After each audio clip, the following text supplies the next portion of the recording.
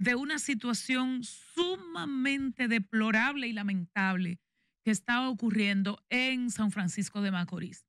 Hace varios días, el Frente Estudiantil Revolucionario, FER, creo que así es que se llama, sí, el Frente Estudiantil Revolucionario o la Fuerza Estudiantil Revolucionaria FER, denunció que el Politécnico Manuel María Castillo en San Francisco de Macorís estaba desarrollando su trabajo de manera totalmente inadecuada, sin recursos, con laboratorios vacíos, con la carencia de butacas, ni siquiera un jardinero disponible para limpiar el patio. Y digo esto que les puede parecer poco, pero estamos hablando de un centro muy viejo, era una escuela tradicional, fue convertido hace unos años en Politécnico, está en pleno centro de San Francisco de Macorís, tiene un patio bellísimo y ni siquiera para darle mantenimiento al patio sirven.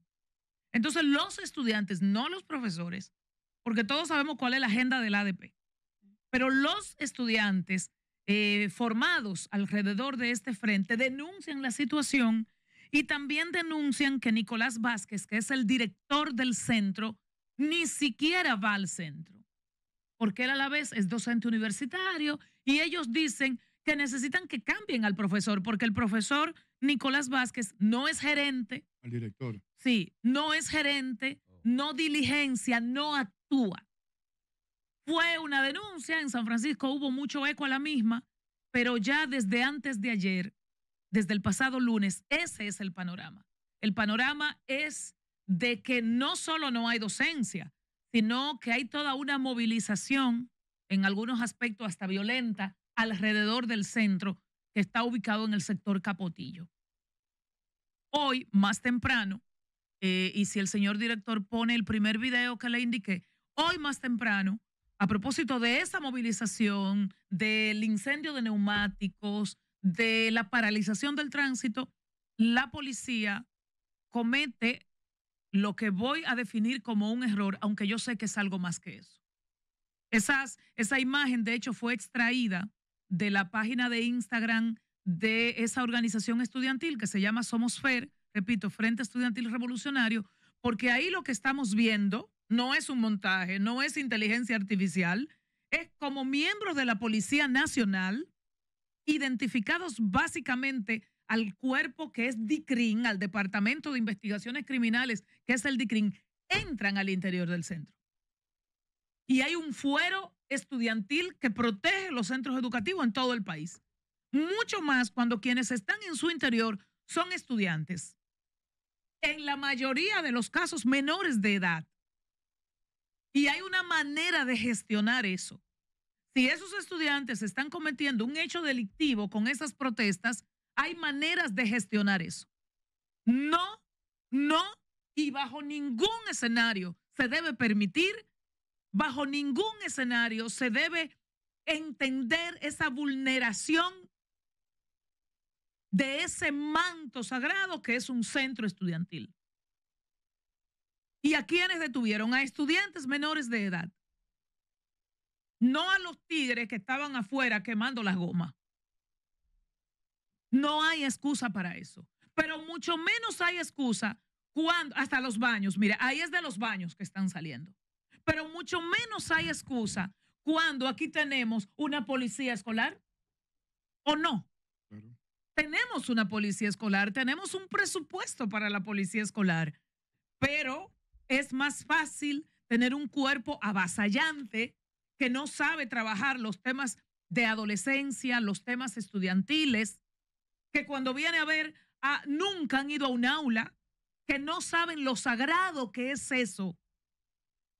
Y la policía ahí invadió todo. Le quitó cualquier legitimidad a su actuación bajo el escudo de orden público. ¿Se la quitó? Se la quitó. Mire, eso es en los jardines del centro estudiantil, que hoy ocurre en San Francisco, pero que bien puede ocurrir en otros puntos del país. ¿Qué ha provocado eso? Que la protesta se ha enardecido, que la respuesta fue superior y que con la respuesta están sufriendo el propio centro, pero también la gente que vive a su alrededor y que nada tiene que ver. Repito, eso está, como dicen, en el centro del pueblo. Es Sí. una zona densamente poblada. Y las autoridades del colegio. Nada, nada. El centro educativo está, la actuación que está asumiendo la dirección del centro con el profesor Nicolás Vázquez a la cabeza, lo que está haciendo es dándole la razón a los estudiantes, en el sentido de que no se está gestionando nada. La regional o el distrito, primero, después la regional nordeste de educación y ya el Ministerio de Educación como tal, no han dado respuesta. ¿Y ustedes saben cuáles son los reclamos?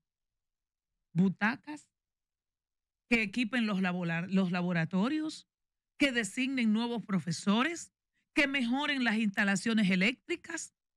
Esas son las reivindicaciones. Da vergüenza. En un Ministerio de Educación que hace poquito admitió que va a devolver dinero porque no sabe gestionarlo. No porque no hay necesidad, sino porque no lo sabe gestionar, que es quizás no es la parte más grave. La más grave es que no haya el dinero, pero que se admita que usted no lo sabe gestionar. Y por eso yo te lo devuelvo mientras hay, en este caso, el Politécnico Manuel María Castillo, pero puede ocurrir en cualquier otro lugar del país. Ayer fui portavoz en este espacio de cómo las autoridades cerraron un centro educativo en San Pedro de Macorís, donde violaron a una estudiante. Entonces, esto se parece al círculo de la violencia intrafamiliar, donde las casas son los lugares más inseguros para las madres, para las niñas, para las esposas. Pues ahora resulta que la escuela también es el lugar más inseguro, que en la escuela es que te violan y que estamos ante una comunidad educativa tan insensible, tan rastrera en sus actuaciones, que llegaron a una especie de acuerdo para tapar ese hecho abominable. Así es que estamos. Así. Esto se suma al mismo planteamiento tuyo de ayer que estás comentando ahora. No, eso es imperdonable. No son dos extremos, son en el mismo extremo, pero cada vez más largos. Claro, interminable. Y yo diría que son imperdonables, porque la verdad es que el nivel de descuido que nosotros tenemos en el área de educación de la República Dominicana es lastimoso, es lastimoso. Y sin lugar a dudas, nosotros queremos lo bueno o lo malo. Y si nosotros queremos mejorar en algo, nosotros tenemos que profundizar en los problemas y presentar verdaderas soluciones y no seguir indiferente, como yo siento que en materia de salud estamos en el país, totalmente indiferentes. Yo no sé cuál sea la solución. Si el problema pero si ni tan siquiera nos sentamos a estudiar a nivel exacto. Aquí no hay una mesa de estudio constante. No. Está claro que no es de dinero. No es de dinero. Es de gerencia, pero detrás de eso hay muchas otras cosas. Porque cuando viene a ver, el problema también tiene que ver con que se politiza, es muy trillado esto, pero se politiza algo, un servicio tan elemental como es la educación. Y se comercializa. Y entonces también, vamos a terminar, porque la educación es la base del desarrollo de los pueblos, es la base.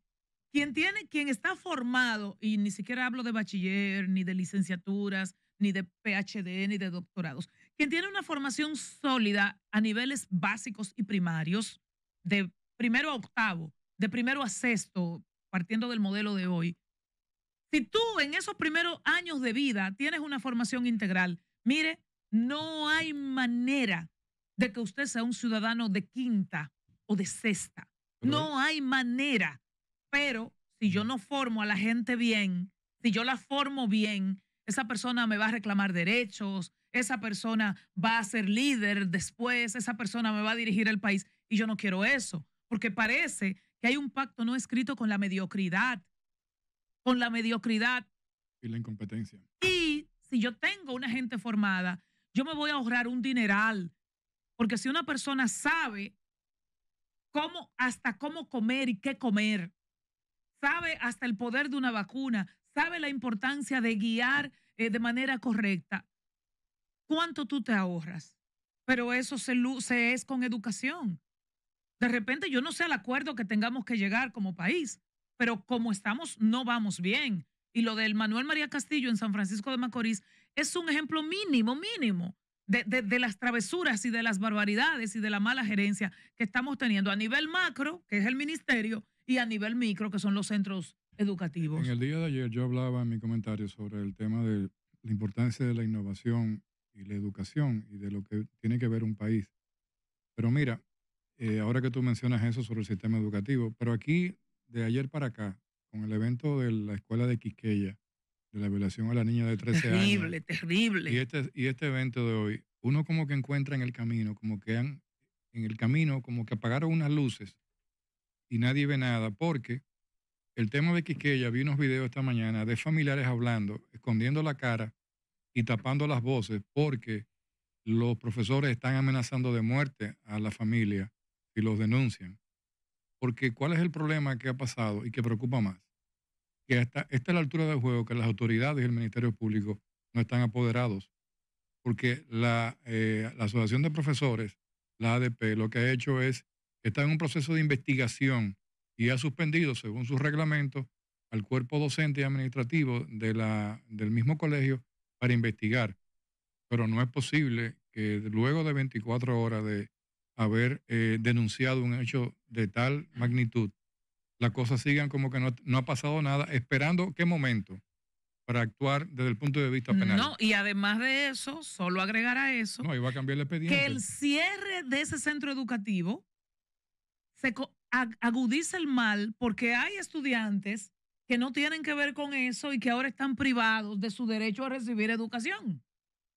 Por cierto, en San Pedro de Macorís fue también en una escuela donde un joven que le tiró a cortarle la cabeza a un joven, el joven se defendió y lo que hizo fue que le llevó parte de la mano y se la pudieron... En las afueras de un centro educativo en San Pedro de Macorís. Se la pudieron restaurar. En San Pedro de Macorís. En San Pedro de Macorís. Y también fue en el este donde un estudiante agredió en términos verbales con palabras impublicables a una maestra. Eso fue la semana pasada.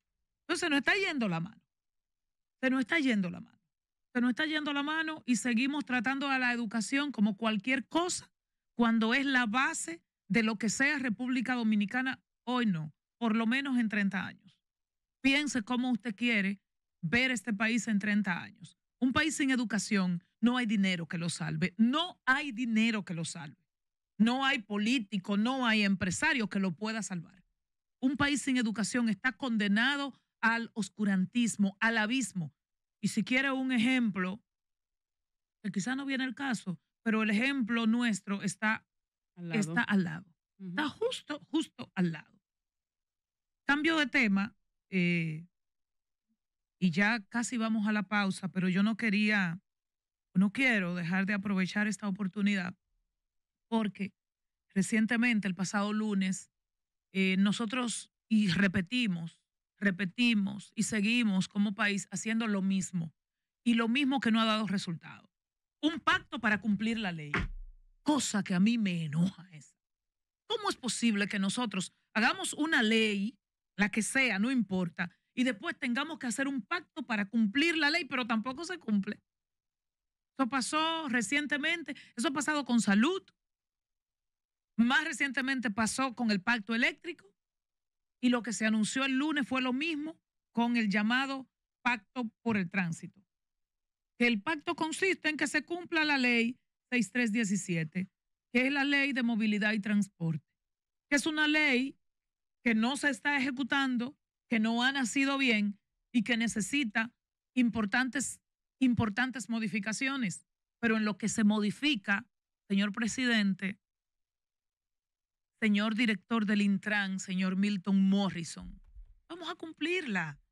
No vamos a gastar presupuesto, ni tiempo, ni a ocupar espacios en titulares para decir que vamos a cumplir la ley cuando para colmo a los servidores públicos, funcionarios, medios, bajos, no importa, se le paga para que cumplan su rol, en este caso, la ley. Pero de manera particular, no obstante, para mí fue un anuncio absurdo, innecesario, pero bueno, dicen los abogados que lo que abunda no daña. Si yo hago un pacto para cumplir la ley, pues está bien. Es innecesario, pero está bien. Y dentro de las cosas que se anunciaron ahí, y que yo entiendo que desde Presidencia, desde el Intran, debe tener mucho más visibilidad el tema, es la llamada licencias por puntos. La licencia por puntos es una modalidad que está en la ley. Recuerden que la ley es la 6317 y la licencia por puntos se decretó que va a entrar en vigencia el 1 de julio del 2025. Ya escucho yo los pedimentos para prorrogarlo. Pero bueno, 1 de julio del 2025. Y explico brevemente, señor director. Usted y yo tenemos 20 puntos en nuestra licencia. Y en función de las infracciones que cometamos, los puntos se van reduciendo. Si finalmente me quedo sin puntos, voy a tener la licencia suspendida por 6 meses y después de un proceso formativo vuelvo y la recupero. No los 20, sino los 10 puntos. Ahora, por ejemplo, ¿qué implica perder puntos según el propio reglamento? Si yo giro de manera inadecuada, giro en un punto, pierdo. Si yo no pongo la direccional para hacer el giro, pierdo otro punto. Si yo voy transitando por la carretera Duarte a 60 kilómetros por hora, a 20 kilómetros por hora, entonces ahí yo pierdo un punto. Pero si yo transporto pasajeros en una camioneta, que es un vehículo de carga, pierdo 2 puntos. Si yo ando o transporto de manera particular y transporto pasajeros, yo pierdo 3 puntos. Si yo violo una regulación del transporte que tiene que ver con, por ejemplo, violar el semáforo en rojo, yo pierdo 4 puntos, que es una de las cosas por las que más se pierde. Por no tener marbete o la revisión técnica vehicular, 3 puntos pierdo. Por utilizar luces giratorias, las llamadas centellas, yo pierdo 3 puntos. Recuerden que esas centellas son de corte oficial. Sí, las que cortan la cara. Por último, el yo tener un parachoque que no es el que trae el vehículo de fábrica, dígase, por yo tener un bumper, yo pienso que hay una empresa por ahí por Moca que va a quebrar. Y los motores que tienen los claxons de camiones. Por yo tener bumper, yo voy a perder 3 puntos. Esto es un tema para seguirlo analizando, para seguirlo viendo. Tiene un corte informativo importante y va a romper con esa cultura de no tener consecuencias, o yo espero, con la cultura de manejar como se me pega la gana, sin tener consecuencias. Ya voy.